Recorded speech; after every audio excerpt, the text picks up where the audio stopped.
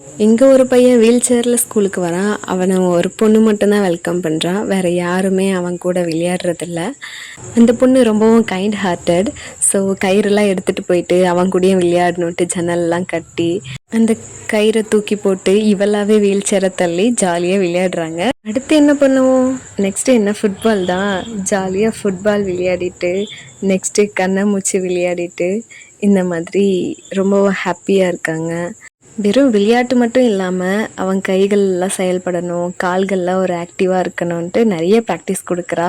2 பேரும் ஒன்றா சேர்ந்து டான்ஸ் ஆடணுன்றது அவளுடைய ஆசை. ஒரு நாள் காலை எதிர்ச்சியாக அவனாவே மூவ் பண்ணுறா. அதை பார்த்து ரொம்ப சந்தோஷப்படுறா. ஒரு நாள் பிரேக் பெல் அடித்ததும் இன்றைக்கி என்ன பண்ணலாம், டான்ஸ் ஆடலான்னு மியூசிக்லாம் ப்ளே பண்ணுறாங்க.